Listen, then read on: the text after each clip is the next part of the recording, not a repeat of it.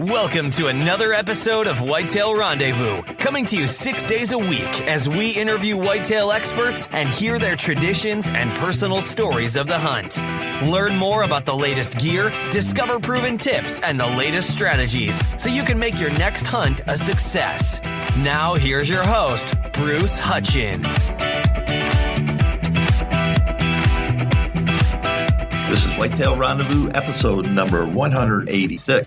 Michael Wardlaw joins us today, and he has joined up with Joe Ogden to create UC Hunting Properties. It's getting tougher and tougher out there to find good whitetail properties. These guys know the ropes. They can help you lease, they can help you buy, or they might even point you in the right direction where you can get access. Hey, listeners, don't forget to text 33444 Food Plot for your free Food Plot ebook. Welcome to another episode of Whitetail Rendezvous. We're having a great day. We talked to some great people, and we're heading out to the St. Louis area, and we're going to connect with Michael Wardlaw today. Michael is partner with Hunting Properties with Ogden, and so it's Ogden and Wardlaw UC Hunting Properties. Michael, welcome to the show. Good afternoon, Bruce. Hope all is well out west. Yeah, we're just, yesterday we had snow, rain, hail, and 40-mile-an-hour winds, and today it's just perfect. So, yeah, we're having a good day. Yeah, we had a little rain ourselves yesterday, but it's gorgeous today. I can't wait to get into Turkey Woods here in a couple of weeks. All right. Well, and everybody is. I've been cranking it. I think you're my 9th to 10th show so far this week, and everybody's chomping at the bit to get out there and do some calling. That's for sure. So, hey, I love having you on the show because a lot of guys ask me all the time, guys and gals, our listeners, say, how do I find a deer lease? How do I buy property? How much property do I have to buy if I can buy it? Or, how do I become a better neighbor? Because the guys over there are shooting 2.5-year-old deer, and how does that work? And the other thing is, how do I get permission? So I threw a lot at you right there, Michael, but those are some of the questions I'm getting. So let's tear this thing apart and put a show together about land, and let's straight talk on the acquisition of it, either purchasing it or a deed lease, and then we'll take care of the other ones. Yeah, absolutely. To start off, you need to realize that you need to have fun with the process. When you're looking for a recreational property, whether it's to hunt or fish or take your kid camping or all the above, you need to realize this isn't buying your house. When you buy your home that you live in and you spend every day there, that can be a stressful process because it's a lot of money. You're going to be there all the time. You don't want to make the wrong decision. It can be stressful. Well, with recreational ground, you're doing it because you want to, not because you have to. So first and foremost, keep the process fun. Don't get stressed out about it. It's supposed to be fun, and let that guide you in the process. If it becomes not fun, then postpone the search for a little while till you're in a better place or it just feels right. Because so many times I work with clients that want to buy land, they get fired up about it, but it's a stressful situation, and I just have to calm them down a little bit and get them to back off a little bit because this is supposed to be fun. We like to hunt, we like to fish, so let's keep that first and foremost. And if you're going to do that, then just kind of basically know what you're looking for. I'm not talking about a budget. We won't have a loose number that's out there, but kind of know, what you would like to do with it. Are you looking for a deer hunting place? Would you like to fish on it? What kind of condition are you in physically? Can you handle a place that has, some pretty steep terrain, or do you need something that's a little bit more flat? So just kind of make out a list of what you're kind of looking for, and then it's time to go interview people. A lot of people out there own businesses or in management positions, and when you're looking to hire somebody to come in and work for you, to do a task, whatever it is, you typically interview a few people to figure out who's the best fit to work for you. Your real estate agent is no different whatsoever. You need to go out and look at somebody in the market. You kind of have a geographic area that you'd like to buy your property. Well, look at 2 or 3 of the agents that are busy or active or have a lot of listings in that area. And you can find that information by looking at landwatch.com or Lands of America, and just find somebody that's got a lot of listings in your area and interview those guys. find somebody that gets where you're coming from, somebody that you can relate to, somebody that you can trust, and know that the agent that's working for you when you're buying land, that's not costing you anything 99% of the time. They get paid by the seller, whoever's selling the property. So you're getting professional advice from somebody you trust, and it's not costing you a penny. So that's where I think you get started in finding your piece of property. Thanks for that. Let's talk about just your area that you know and the types of property you're going to represent, either buyer or seller. And what should a guy or a gal be looking for? What's the minimum amount? And maximum amount is how big your pocketbook. Right. But let's talk about the minimum amount they should look at for our deer property. Sure. If you're looking at hunt whitetails here in Missouri or Illinois, right in and around the St. Louis area, you have to first decide, what kind of whitetail hunter are you going to be? Are you a guy that likes to manage deer and hunt for a trophy, a 180-inch or a 200-inch Pope and Young, Boone Crockett type deer? Or are you simply like to get outdoors and chase whitetails and put a little food on the table and kind of have more of a relaxing approach to it? Because the land in Missouri or here in the Midwest, really, it's so diverse. You can do just about anything, and the price will dictate, kind of what you're doing. In southern Missouri, there's a lot of deer, a lot of whitetails, but it's a little hillier, not as much agriculture. Therefore, there's not as much nutrition. So typically the deer are a little smaller, the racks are a little smaller, and the ground's a little cheaper down there. So you can buy ground in southern Missouri anywhere from $1,800 an acre to $2,500 an acre, no matter what size you're wanting, 10 acres or you're wanting 100 acres. If you want to get into the big bucks, the 180-inch or 160-inch plus whitetails, you're looking more northern Missouri, and that's going to mix in a lot of tillable ground, and you're looking at 3,500 to as much as 6,500. So there's a wide range in prices. Once you figure out how much your total budget's going to be, let's say that you've got $200,000 and that's your budget, to go spend, and you want to chase trophy whitetails, then you look in northern Missouri. Pike and Lincoln County are kind of the two really hotbeds in Missouri, but that ground is a little bit more expensive. I think you can hunt the same deer in Shelby County and Macon County, going a little bit farther north of St. Louis, and find ground in that 3,000 to 3,500 range that will produce trophy whitetails. It's got a lot of agriculture around it. If you get with a management specialist, or if you know a little bit about deer habitat yourself and work on your property, bring in proper food plot management, make sure there's water sources, you can turn a mediocre property in northern Missouri into just a deer haven. So it's kind of all over the map. I know I didn't specifically answer your question because it really depends on what you're trying to do, because Missouri can offer so many different types of whitetail hunting. Yeah, what I heard you say, Michael, and hopefully the listeners heard the same thing, is one, figure out your budget. Two, make the whole process fun. Three, what's the class of animals you're looking for? Do you want a place that you're going to take the kid and see a lot of deer? And if you ever see a Pope and Young or 150 class buck, Boone and Crockett, then that's going to be one heck of a deer.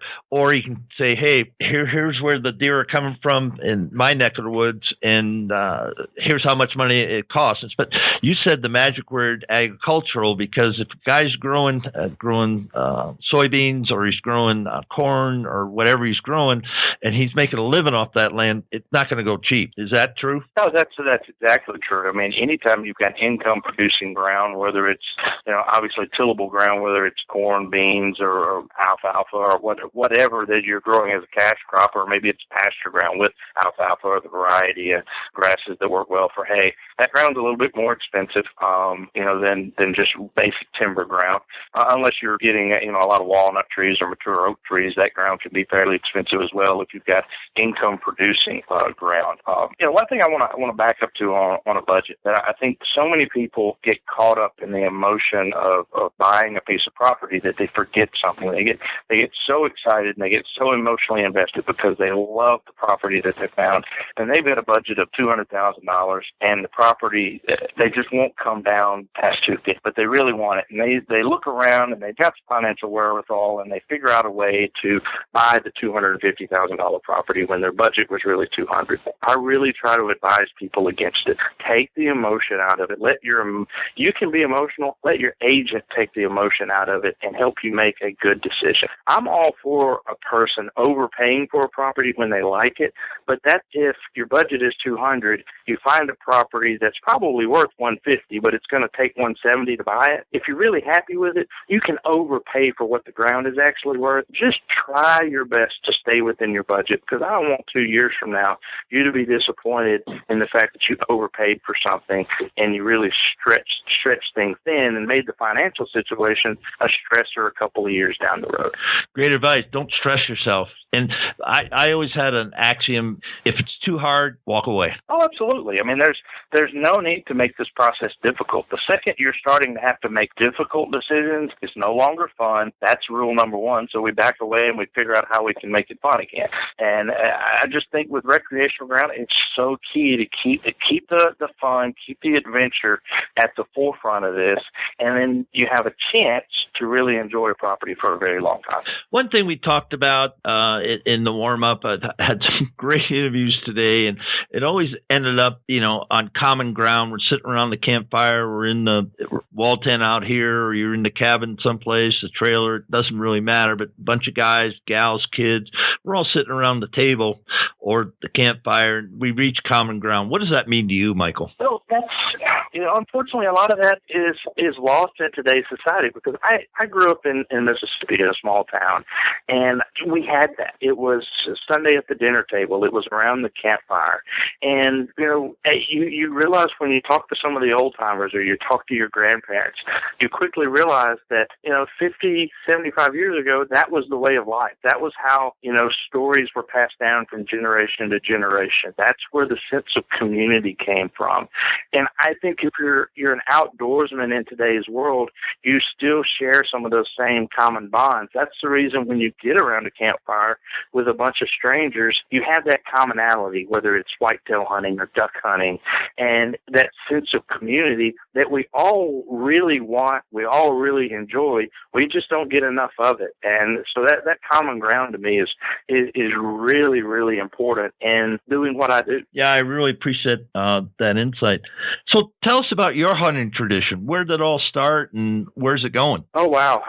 It's kind of been all over the map, to be honest. I grew up in a small town in Mississippi, and my family liked the outdoors but didn't do a lot of hunting. And for whatever reason, at 9 years old, I took to it. And any chance I could get to get in the woods with a .410 in my hand, I was gone. In the summertime, there was a pond behind my grandparents' house that didn't have anything special in it, but it was filled with bluegill and some small bass. And well, let me tell you what, I thought I was Bill Dance growing up as a kid. It was it was a lot of fun, and that stayed throughout college, throughout my early adulthood, and then we moved to Missouri about 2 years ago. My wife's from St. Louis, and a couple of years ago she decided it was time to go home, so we packed the kids up and moved to the Midwest. And my hunting experience has changed drastically. As most of you guys well know, the whitetail hunting in Missouri and Illinois and Iowa is second to none, and I've had to learn how to hunt a little differently and how to approach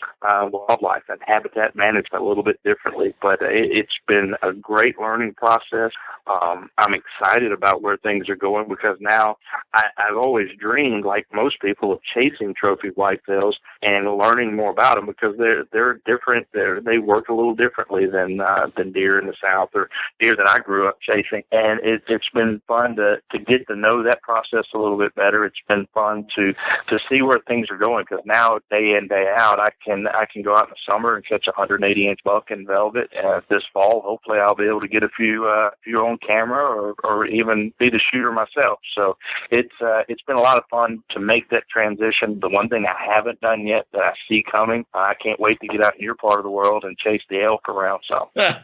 Get in shape, because Those suckers. I was talking to somebody the other day. Well, he's out from Sioux Falls, South Dakota, Travis Beck, and he hunts South Dakota. They've got some elk there, and he told the story about getting his first bull, and it was a great story. And I said, yeah, the only problem with elk is once you find them, it's easy. And whitetail hunters make some of the best elk hunters because they know how to hunt.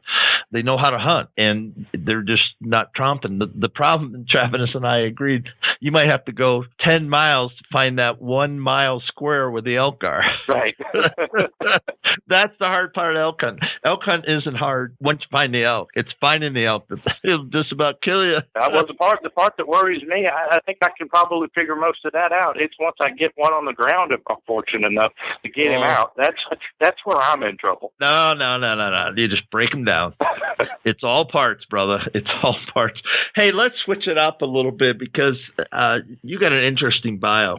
Let's see. Golf professional, sports journalist for the SEC, advertising consultant, entrepreneur, property owner, and you've done some stuff. So I'm interested. I don't know how many guests are. Let's just spend a minute or two about the sports journalist. Tell us about that. Well, first of all, my wife thinks I've never worked a day in my life because I've had the jobs that you dream about as a kid, from sports writer to playing golf. I've worked with luxury cars a little bit. I've kind of been all over the place just because of wherever life takes me. But no question about it, the 12 years I spent as a beat writer covering Southeastern Conference football, baseball, basketball was outstanding. It taught me a lot about how to relate to people. You know, when you see these college athletes that play at such a high level, and many of them, you know, come from all walks of life. Some have nothing, some have everything, and you just talk about common ground. Well, their common ground was football or athletics as a whole, and to see these kids come from all walks of life and all economic backgrounds, to watch that melding take place over, you know, that common ground of football was pretty special. I really enjoyed being able to tell their story and relay their message to the fans of just athletics in general, you know, over the course of 12 years. It was fun being a beat writer. I did a little radio from time to time, and it was a lot of fun for sure. Now, you said something about establishing and developing relationships, and that's a great segue to how do we become better neighbors? Okay, I own some land, or I'm hunting the family farm, whatever it is, and you got neighbors that maybe they're still browning down. They're see a deer, shoot a deer.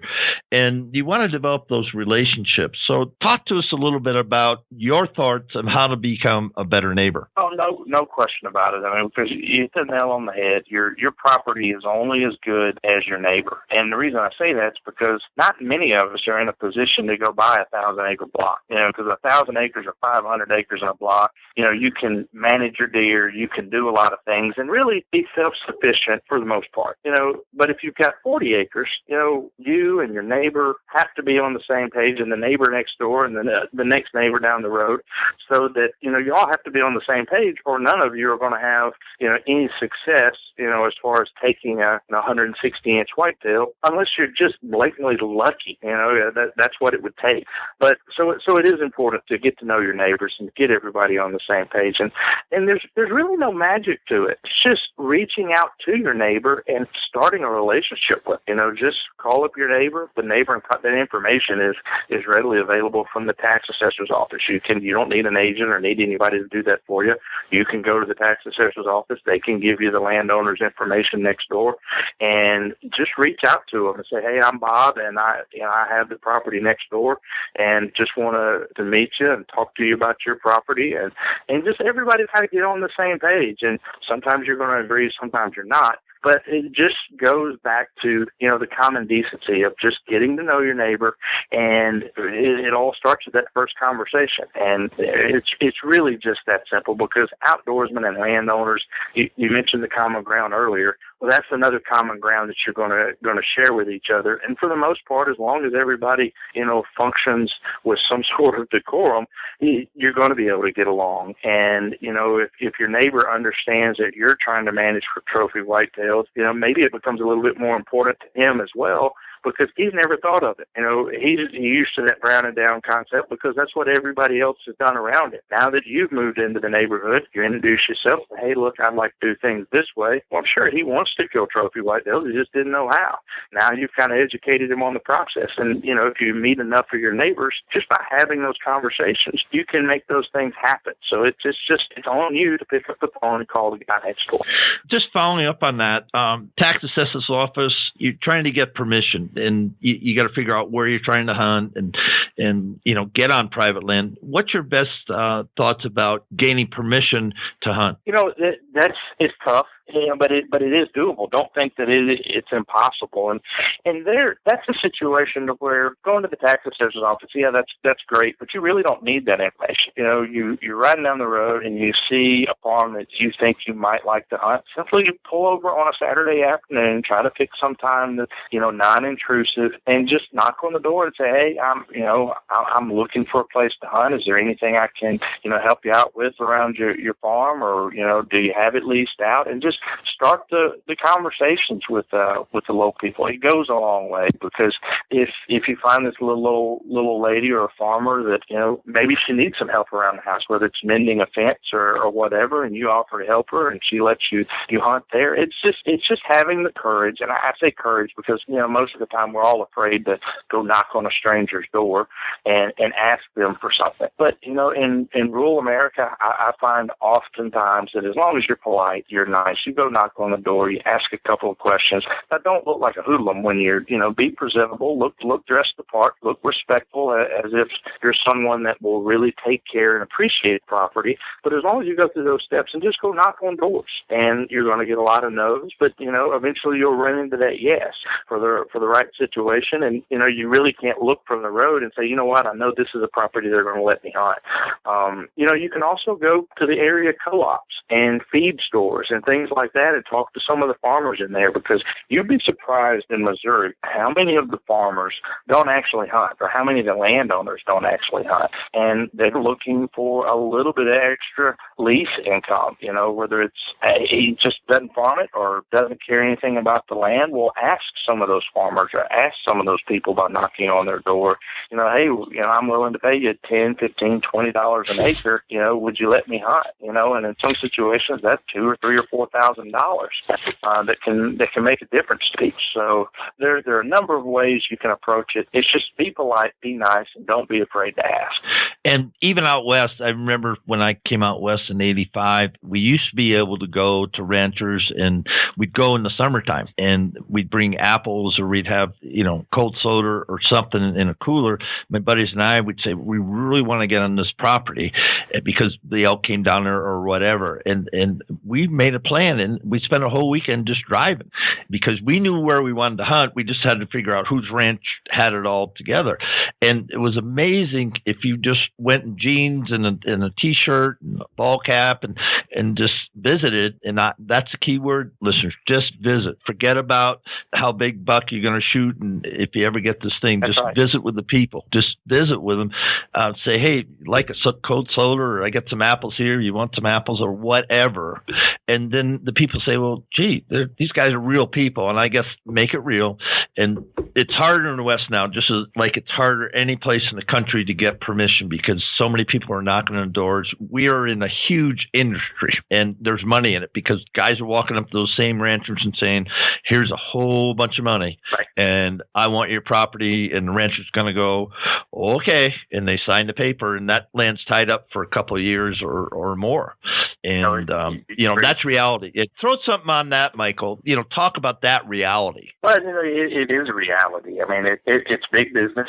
My business partner, Joe Ogden, runs an outfitting business here in Missouri, and he's the guy you're talking about. They've got 3,500 acres, spread out in Pike and Lincoln County, and they lease a lot of ground. Now, one of his partners is they own a lot of the ground and farm it, but they go out and they snatch up every bit of ground that they can get their hands on because it's a business for them, and they do a great job. And they don't abuse the situation. They manage it properly. They manage it correctly, and for the community, it works for them because it brings a lot of hunters in, that spend money in the community. The farmers make a little extra income, or not just the farmers. The little lady that has 200 acres that's been in the family for forever, she can make an extra $10,000 or $15,000.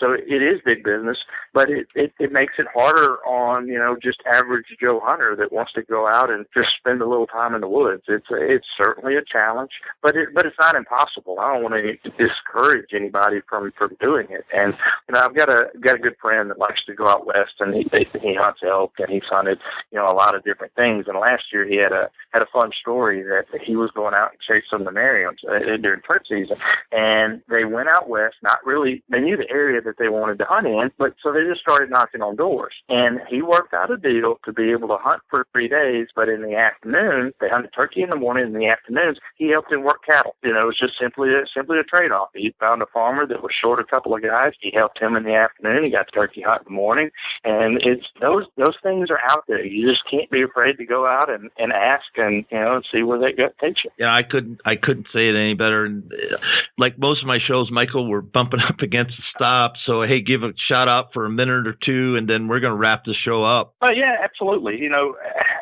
With our country, our company, United Country, we can sell ground all over the country. I happen to work in Missouri and Illinois here in the Midwest. But really, if your listeners have a question about land or just want to get invested in the process, whether it's in Florida or Washington, it really doesn't matter. Don't hesitate to stop by our website or give us a call, drop us an email. I'm an open book. I'll give you all the advice I have to offer. You can take it for what it's worth. It may not be worth much, but certainly we want you to be educated in the process of buying land. And just you can go to uchpmidwest.com. That's our website, and reach out to us. We'll be happy to help you any way we can. Hey, what about Ogden's outfitting business? Yeah, it's Indian Hill Outfitters, and you can go to our website. You can find information on them as well. You can look them up on Facebook at Indian Hill. They're located in Pike County, Missouri, right across the river of Pike County, Illinois. But they do a great job. They last year, believe it or not, on their 3,500 acres, they had killed 14 bucks over 150 inches. It's truly great problem. Sounds like it. Michael Wardlaw, thank you so much for being a guest today. I know we struggled putting this thing together for a lot of reasons, but we got it together. We got it in the can, and I just want to thank you on behalf of Whitetail Rendezvous Nation. Thanks for being a guest. Well, Bruce, always a pleasure. Anytime I can help you or your viewer or your listeners, don't hesitate to let me know. Make sure you listen to the next show on Whitetail Rendezvous. It's going to be all about deer rattling. Mark Hammer is going to bring antler action outdoors to Whitetail Rendezvous. Thanks for joining us. Be sure to tune in tomorrow for another episode of Whitetail Rendezvous, where you can listen and learn from the experts so you can be more successful on your next hunt. Until next time, listen, learn, and succeed. Remember to text 33444 Food Plot for your free ebook